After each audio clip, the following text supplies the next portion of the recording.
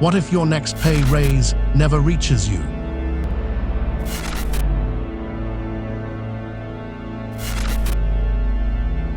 What if that money goes somewhere else? What if the future is being built while the people building it are quietly left behind? One resignation has opened a much bigger question.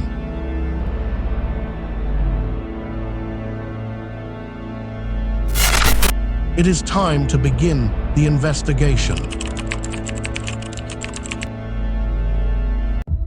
Welcome to this new investigation from the Final Mind.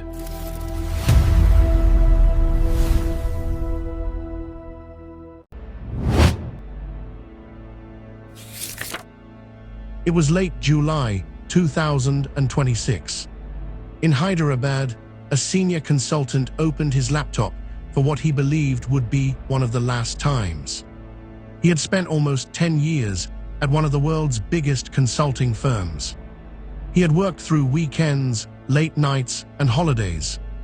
He believed hard work would eventually be rewarded. Instead, he received a salary increase of only 5%. There was no promotion. There was no recognition. He decided to resign. Before leaving, he spoke to a journalist. His name was never revealed. His story first appeared in Money Control and was later reported by Storyboard 18 and HR Katha. Much of his account cannot be independently verified. Yet the details sounded familiar to thousands of people across the industry. His story may be personal, but it also feels strangely ordinary. That makes us wonder if this is only one employee's story or the beginning of something much bigger. The more we looked, the more the evidence pointed beyond one company. A survey by Blind questioned verified information technology professionals across India. More than 4 out of every 5 reported feeling burned out. 1 in 4 said they regularly worked more than 70 hours every week. Another study by Team Lease painted an even darker picture. Millions of workers were expected to leave their jobs within a year. More than half said they never wanted to return to services roles again. These were not anonymous complaints on social media. These were organized surveys showing the same warning signs. Burnout was becoming normal. Attrition was becoming expected. The consultant from Hyderabad was no longer standing alone. He had become one small part of a much larger pattern. But another piece of evidence soon made this story far more interesting. While employees were talking about burnout and smaller salary increases, companies were announcing something very different. Deloitte committed billions of dollars to artificial intelligence through the end of this decade. It also opened a major artificial intelligence simulation center in Bengaluru. Wipro announced its own billion-dollar investment. Accenture committed billions more to expand artificial intelligence and data capabilities. Tata Consultancy Services announced plans for massive artificial intelligence-ready data centers across India. Research suggested that other large consulting firms were making similar commitments. Suddenly, the numbers looked impossible to ignore. Companies were finding enormous amounts of money for artificial intelligence. Yet many employees believed there was little room for meaningful salary growth. There is no evidence that salary money was directly transferred into artificial intelligence budgets. Still, the timing raises an important question. If the money is not coming from employee pay, then why do both stories seem to move together? The answer may not be found inside the payroll department at all. The deeper we looked, the stranger the story became. On one side, companies were announcing record investments in artificial intelligence. On the other side, employees were accepting smaller raises than they expected. Was this simply a coincidence, or was something else happening behind the scenes? There is no evidence that companies took money directly from employee salary budgets and placed it into artificial intelligence projects. That claim would go beyond the facts. But business decisions are rarely that simple. Companies constantly decide where future money should go. Every pound spent in one place cannot be spent somewhere else. The real question is not whether salaries paid for artificial intelligence. The real question is why artificial intelligence spending appears easier to approve than higher employee pay. To answer that, we had to follow the money through the accounting books themselves. Here we found something that most employees never see. Companies treat different kinds of spending very differently. Money spent on artificial intelligence systems is usually recorded as capital expenditure. It becomes an investment that creates value over many years. Investors often see that as a positive sign. Salary increases work in another way. They are recorded as operational expenditure. They immediately reduce this year's profits. That difference may sound technical, but it changes how executives make decisions. A finance team trying to protect profit margins has a strong reason to favor investments that improve the balance sheet. Artificial intelligence often fits that category. Employee raises usually do not. This does not prove companies value machines more than people. It simply shows that the accounting system rewards one kind of spending more than another. Once we understood that rule, the next piece of evidence suddenly made much more sense. Deloitte's own India Talent Outlook offered another important clue. It predicted that salary growth across the technology sector would slow compared with the previous year. The average increase was expected to fall again. Deloitte partner Anandorup Goes explained that companies were balancing employee retention with cost discipline. Those words sounded careful, but they revealed a clear priority. Businesses were becoming more cautious about payroll costs. Against that background, the Hyderabad consultant's 5% raise looked even more unusual. It was lower than an already slowing industry average. For many workers, this was no longer about one disappointing salary review. It began to feel like a wider change across the industry. But while salaries were growing more slowly, something else inside consulting firms was changing even faster. The work itself was beginning to look very different.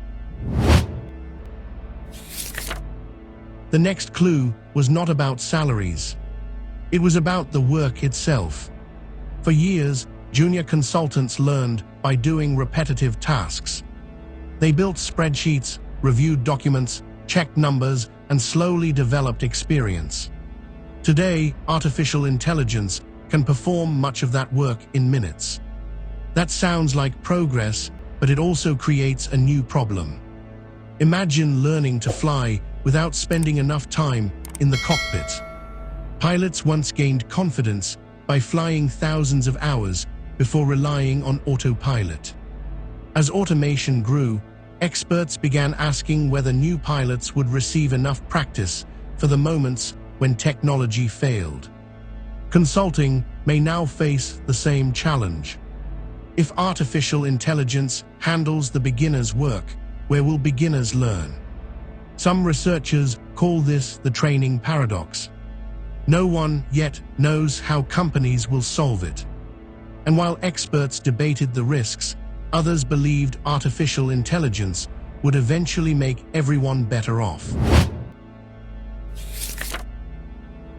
Not everyone sees the future through the same lens. Many business leaders argue that investing in artificial intelligence is no longer a choice. They believe companies that hesitate will quickly fall behind. Wipro's leadership has described artificial intelligence as a fundamental shift that requires building a complete ecosystem today.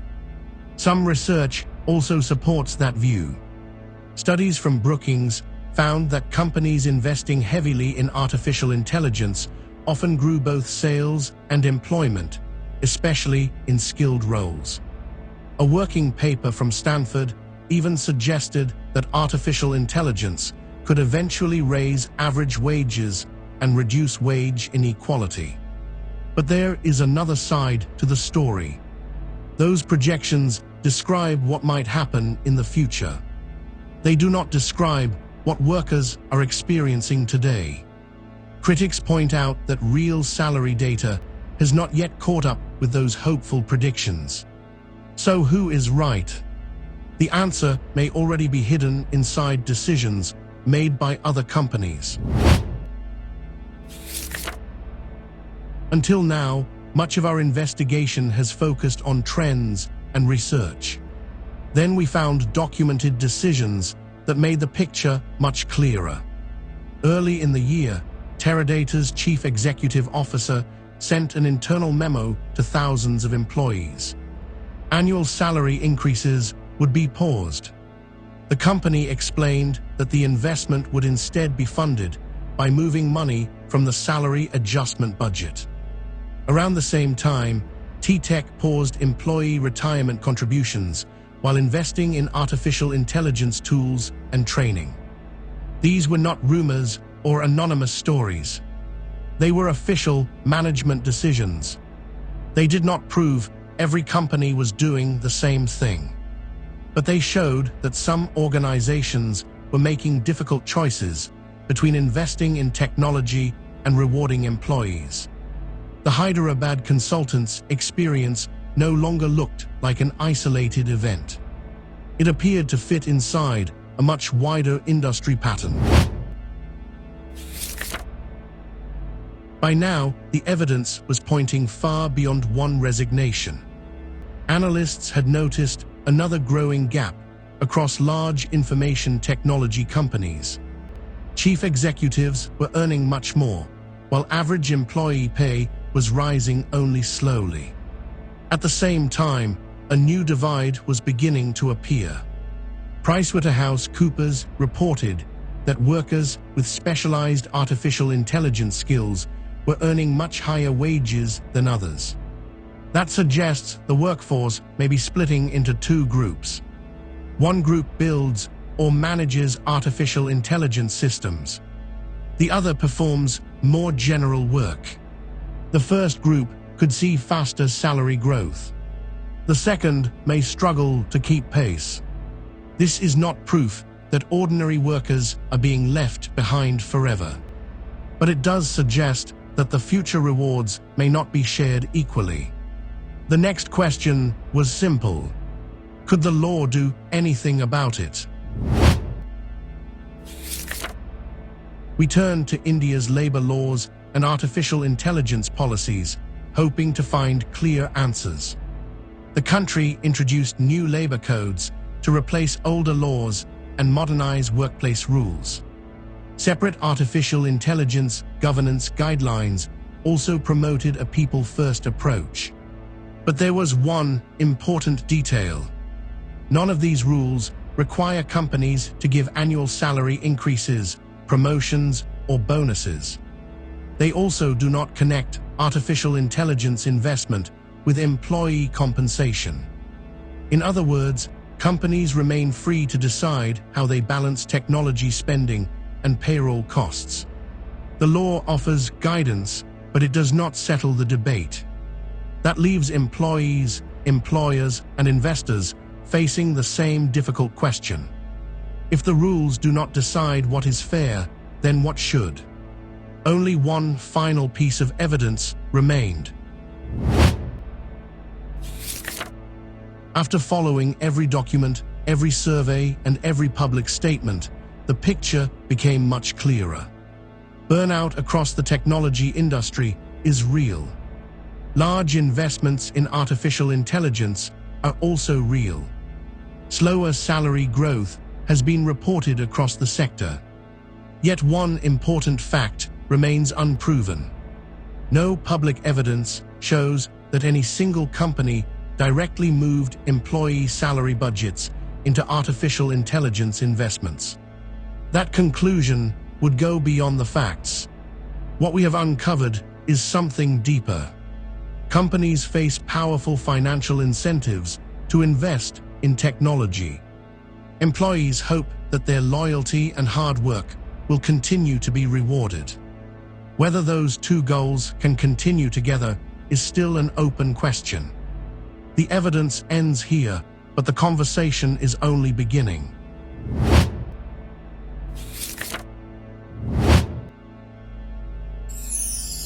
This investigation began with one quiet resignation in Hyderabad.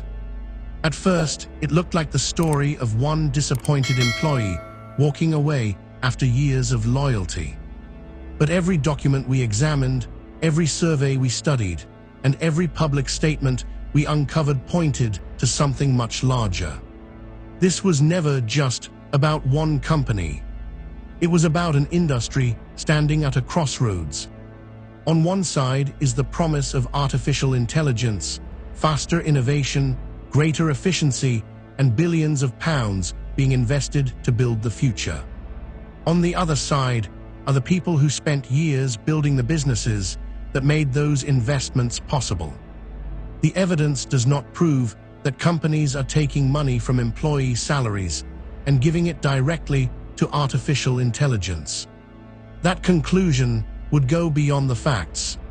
What the evidence does reveal is a growing tension between investing in technology and investing in people. Markets reward capital. Accounting rewards assets. Shareholders reward growth. But where does that leave loyalty, experience, and years of hard work? Perhaps artificial intelligence will eventually create better jobs, higher wages, and opportunities that we cannot yet imagine. Some respected researchers believe it will. Others warn that the rewards may reach only a small group, while many workers struggle to keep up. Right now, no one can honestly say which future will become reality. That is why this investigation does not end with a verdict. It ends with a question. When companies announce their next billion-pound investment in artificial intelligence, will everyone share in that future? Or will the people who built those companies slowly become part of the cost of creating it? I would genuinely like to know what you think. Share your perspective in the comments, especially if you have lived through changes like these. If you found this investigation thoughtful, share it with someone who should see it, and subscribe for more evidence-based investigations where we follow the facts, separate truth from speculation, and uncover the stories hiding behind the headlines. Because sometimes the biggest mystery is not where the money goes. It is whether the people who earned it are still valued when the future finally arrives.